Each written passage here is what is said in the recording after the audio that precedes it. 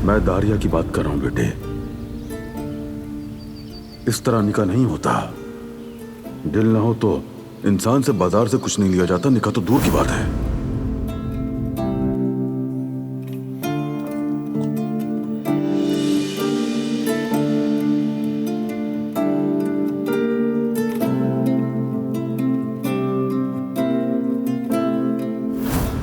ये शादी बिल्कुल एक ड्रीम वेडिंग होगी। सब रोमांटिक कहानी जैसा होगा। सारे मेहमान बस देखते ही रह जाएंगे। जो कोई पहली बार तुम्हारी तरफ देखेगा वो कहेगा कि ये दुल्हन किसी शहजादी से कम नहीं। क्योंकि तुम सबसे खूबसूरत हो और तुम ये डिजर्व करते हो।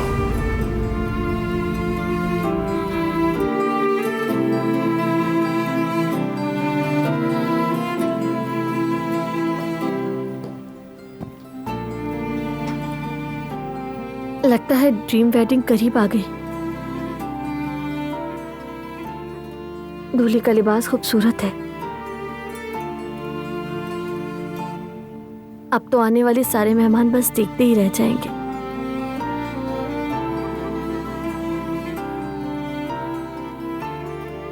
तुम्हें पसंद आया?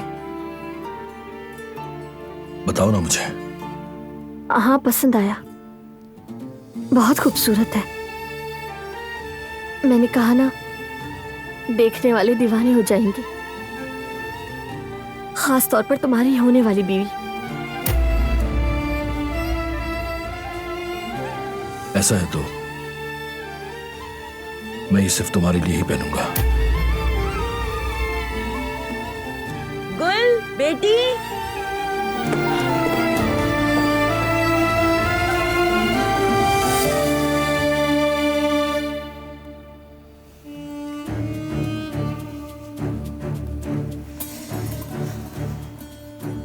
भाभी,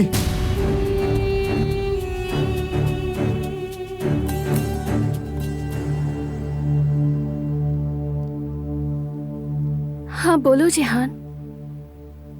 आपने वो सब मुझे बचाने के लिए किया, शुक्रिया। ये सुनकर खुशी हुई। लेकिन ये सब इस तरह नहीं होना चाहिए था। मैं आप कुछ अच्छा करना चाह रही थी, लेकिन असल नुकसान को नजरअंदाज कर गई।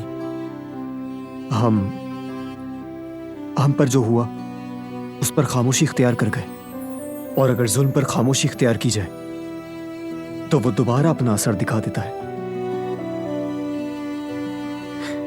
अगर तुर्गुत ने मेरे भाई को गोली मारने की सजा चुकाई होती तो दुश्मन जो भी है तो दोबारा ऐसा करने की हिम्मत ना करता। और अगर उसकी कीमत जेल जाना होती तो मैं उसके लिए भी तैयार था।